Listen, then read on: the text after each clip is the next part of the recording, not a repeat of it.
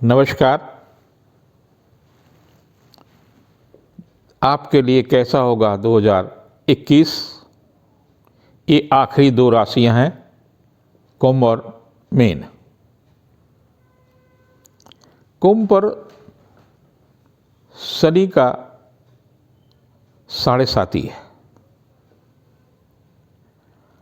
और उसका पहला ढैया है। पूरे वर्ष आप शनि के प्रभाव में रहेंगे। आपको नहीं पता होता है क्या गलत है क्या सही है। आप लगातार कर्म कर रहे हैं। कभी कभी कोई कर्म दुष्कर्म हो जाता है और कभी कभी कोई कर्म सत्कर्म हो जाता है। सत्कर्म का लाभ आपको निश्चित रूप से मिलता है और दुष्कर्म की सजा भी निश्चित रूप से मिलती है।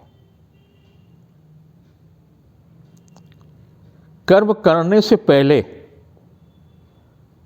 इस वर्ष आप सोच करके कर्म करें कि आपके द्वारा किया गया कर्म सत्कर्म की श्रेणी में हो, जिससे आपके परिवार की प्रतिष्ठा, आपका व्यक्तित्व दोनों ही बलशाली रहे। 9 जनवरी को शनि अस्त होगा। 23 जनवरी तक शनि अस्त रहेगा। इस कालखंड में आपकी राशि से शनि और बृहस्पति 12वें हैं, जिसके कारण से कुछ व्यवसायिक और कुछ मानसिक कष्ट मिल सकता है। इसके लिए आपको हनुमान जी का, भगवान श्री कृष्ण का कृपा पात्र बनना होगा। अगर इनमें से किसी के भी आप कृपा पात्र हो जाते हैं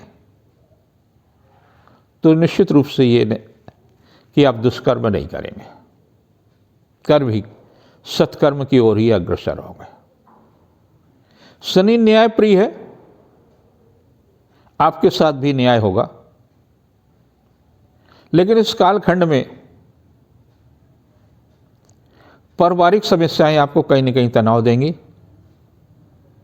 स्वास्थ्य प्रभावित होगा, सचेत रहने की आवश्यकता है। बृहस्पति भी 17 तारीख से अस्त होगा और लगभग 22 या 23 तारीख तक अस्त रहेगा फरवरी के। तो ये कालखंड काफ़ी उतार चढ़ाव का है, लेकिन नए अनुबंध भी प्राप्त होंगे क्योंकि मंगल की स्थिति काफ़ी अच्छी रहेगी, बेस में रहेगी। आपके द्वारा किया गया कर्म आपको लाभ और हानि की श्रेणी में ले जाएगा। किया गया पुरुषार्थ आपके लिए लाभदायी होगा। व्यवसायिक पुरुषार्थ हो,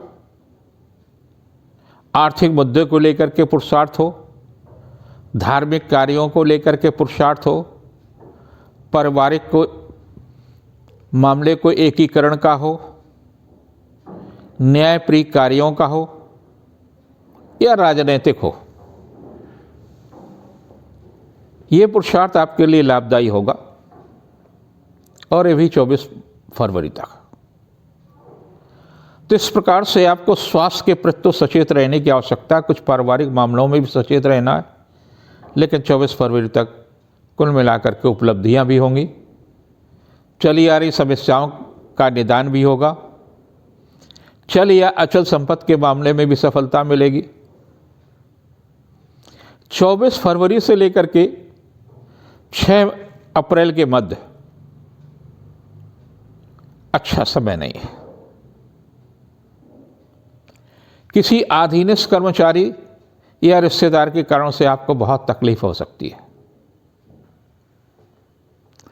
इस कालखंड में संयम रखने की आवश्यकता है। कुछ भी ऐसा न करें जिससे पारिवारिक प्रतिष्ठा प्रभावित हो। वाहन चलाते समय भी सावधानी रखें। परिवार में समझौता और तनाव के वातावरण को न बनने दें, लेकिन समझौता जरूर करें परिस्थितियों से। 6 अप्रैल से बृहस्पति कुंभ में आएगा, आपकी राशि पर आ जाएगा जहां वर्ष के अंत तक रहेगा। बृहस्पति के आने से चली आ रही समस्याओं पर आपको सफलता मिलेगा। जिस पारिवारिक दबाव में आप जी रहे थे उससे आप मुक्त होंगे। व्यवसायिक सफलता मिलेगी। बहुप्रतीक्षित कार्यों के करने से आत्मविश्वास में वृद्धि होगी। और 22 जुलाई तक का समय काफी महत्वपूर्ण होगा।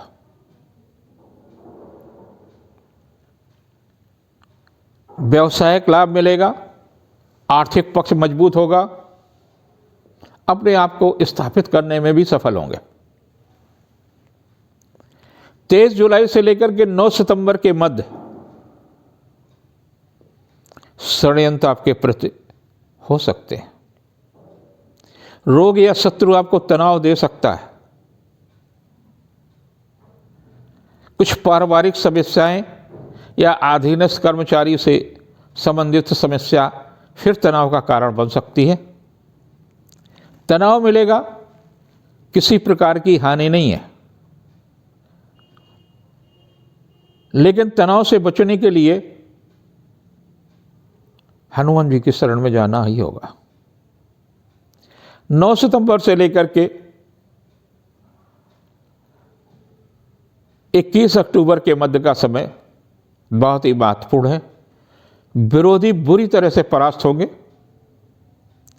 समझौता करने की आवश्यकता नहीं है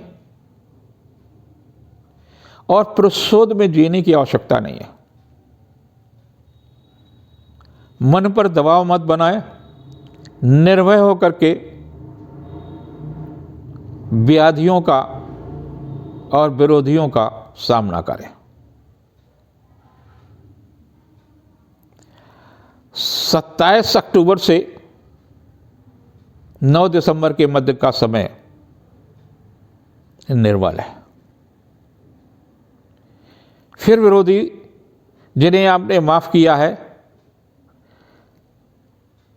जिनके प्रति उदासीन रहे, उनके षड्यंत्र शुरू हो सकते हैं। इस बीच में आपको संयम रखने की आवश्यकता है, क्योंकि शनि वक्री भी होगा। यूं तो मई से शनि वक्री हो जाएगा, 23 मई से अक्टूबर के बीच में शनि वक्री रहेगा। और अगर आपका वक्री शनि नहीं है तो आपको ये काफी कुछ परेशान करेगा। और आपकी मूल कुंडली में शनि वक्री है तो विरोधी परेशान होगा, विरोधी हमला करेगा, विरोधी षड्यंत्र करेगा और परास्त होगा, बुरी तरह से परास्त होगा। इस बीच में अगर आप चुनाव लड़ते हैं तो चुनाव में भी सफलता मिल सकती है। 9 दिसंबर से 31 दिसंबर 2021 के मध्य वर्ष का अंतिम हिस्सा बहुत ही उपलब्धिपूर्ण होगा। आत्मविश्वास में वृद्धि होगी, चल या अचल संपत्ति में वृद्धि होगी। इस प्रकार से कुंभ राशि के लिए पारिवारिक परेशानियां, अधीनस्थ कर्मचारियों से परेशानियां और अपने रिश्तेदारों से परेशानियों का वर्ष होगा। रुपए पैसे के लेन देन में बहुत सावधानी रखने की आवश्यकता है। दूरी बनाकर रखना हितकर होगा। बहुत नजदीक के रिश्ते आपके लिए कष्टदायी हो जाएंगे, चाहे कर्मचारी के साथ के हों, चाहे पारिवारिक हो। जीवन साथी का भरपूर सहयोग रहेगा। स्वास्थ्य के प्रति भी आपको इस वर्ष सचेत रहने की आवश्यकता है। कई बार आकस्मिक आपको कष्ट मिल सकता है। मौसम के रोग से सचेत रहें, हनुमान जी की पूजन करें और देसी घी में बनाए हुए पुए मंगलवार या शनिवार के दिन हनुमान जी के मंदिर में अर्पित करके प्रसाद के रूप में लोगों को दें। खुद भी खा सकते हैं। अंतिम राशि होती है मीन। 12वीं राशि है। आपके लिए काफी उतार चढ़ाव का समय है। आपकी राशि का स्वामी बृहस्पति 17 जनवरी से और 23 फरवरी के मध्य अस्त रहेगा। इस कालखंड में स्वास्थ्य के प्रति विशेष रूप से सचेत रहने की आवश्यकता है। पारिवारिक तनाव मिल सकता है। कुछ ऐसा भी हो सकता है जो आपके हित में हो। इन दिनों में शनि भी अस्त रहेगा। शनि 9 जनवरी से ही अस्त हो जाएगा। आपके 11वें और 12वें भाव का स्वामी है। भावुकता में लिया गया निर्णय कष्टदायी हो सकता है। कुछ भी ऐसा न करें जिससे परिवार और स्वयं आप कष्ट में हो। संयम से कार्य लेने की आवश्यकता है। शनि का छाया दान करें और संभव हो तो बृहस्पति को गायों को चने की दाल खिलाएं। 23 फरवरी से अच्छा समय प्रारंभ होगा। इस कालखंड में आपको हनुमान जी की उपासना विशेष लाभदायी हो सकती है। मंगल का मंत्र भी आपके लिए लाभदायी हो सकता है, क्योंकि मंगल मेष में होगा, आपके राशि से दूसरे होगा, जो चल या अचल संपत्ति के मामले में सफलता देगा, दुर्घटनाओं से बचाएगा, आपत्तियों से बचाएगा। तो आप सो कर के जब उठिए, भले ही ब्रश न करें, भले ही वेट टी न लें, लेकिन 15 मिनट ह्रीं धरणी गर्भ संभूतम विद्युत कांत संप्रभम कुमारम शक्ति हस्तम तम मंगलम प्रणमाभ्यम, इस मंत्र का जप कर लें। इसी मंत्र का जप रात को सोते समय आप जप करके सो जाएं। आपने नहाया नहीं नहाया, क्या खाया क्या नहीं, इन सब चीज़ों पर आप ध्यान न दें। जब आप मंत्र जप करते हैं तो आपके शरीर में एक प्रकार की रासायनिक प्रक्रिया होती है, और ये रासायनिक प्रक्रिया आपके शरीर को मजबूत करती है। 24 फरवरी से लेकर के 6 अप्रैल के बीच का समय काफ़ी उतार चढ़ाव का है। पारिवारिक मामलों में भी सावधानी रखने की आवश्यकता है, लेकिन आर्थिक मामलों में लाभ मिल सकता है। स्थानांतरण, विभागीय परिवर्तन, इनमें भी सफलता मिलेगी। 6 अप्रैल से ये बृहस्पति का जो परिवर्तन है, ये आपके राशि से 12वें होगा। 12वें कोई भी ग्रह पहुंचता है तो कुछ न कुछ समस्याएं लेकर के आता है। ये समस्याएं शासन सत्ता से भी हो सकती हैं, पिता या ससुराल पक्ष से हो सकती हैं। तो पूरे वर्ष आपको बृहस्पति कोई न कोई समस्या से अवगत कराता रहेगा, चिंतित भी करता रहेगा। सचेत रहने की आवश्यकता रहेगी। उन पर बहुत विशेष उलझने की आवश्यकता नहीं है। यदि आप विवाह की दलील पर खड़े हैं तो जुलाई के मध्य विवाह के बंधन में भी बन सकते हैं। रिश्तों में मजबूती आएगी, पारिवारिक दायित्व की पूर्ति होगी। जुलाई से और सितंबर के बीच का समय स्वास्थ्य के लिए अच्छा नहीं है। कुछ व्यवसाय, कुछ पारिवारिक तनाव मिल सकते हैं। आर्थिक मामलों में सचेत रहने की आवश्यकता है। रिश्तों को तोड़ने का प्रयास न करें। देशाटन भी लाभदायी हो सकता है। सितंबर की 9 तारीख से और अक्टूबर के 27 तारीख के बाद व्यावसायिक सफलता मिलेगी। विरोधी परास्त होंगे, लक्ष्य की प्राप्ति होगी, चल या अचल संपत्ति के मामले में भी सफलता मिलेगी। 28 अक्टूबर से लेकर के 13 नवंबर के बीच उपहार, सम्मान, आमोद प्रमोद का अवसर, रिश्तों में मजबूती, जीविका के क्षेत्र में प्रगति होगी, संतान का सहयोग मिलेगा, शिक्षा प्रतियोगिता के मामलों में भी सफलता मिलेगी। 14 नवंबर से लेकर के 31 दिसंबर के बीच का समय उपहार या सम्मान का है। रिश्तों में मजबूती आएगी, पारिवारिक जीवन भी सुखमय होगा, आर्थिक पक्ष मजबूत होगा, यश और कीर्ति में वृद्धि होगी। इस प्रकार से बृहस्पति की राशि मीन का वर्ष उतार चढ़ाव का होगा। वर्ष को श्रेष्ठ बनाने के लिए बृहस्पति का दान करते रहें, वही आपके लिए हितकर होगा। गायों को चारा खिलाएं, चने की दाल दें, ये लाभदायी होगा।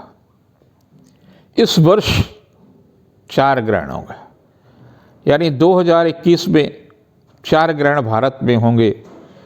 2 चंद्र ग्रहण, 2 सूर्य ग्रहण, जिनमें से 2 ग्रहण भारत में दिखाई नहीं देंगे, 2 ग्रहण दिखाई देंगे। इन ग्रहणों पर हम विस्तृत चर्चा आगामी एपिसोड में करेंगे।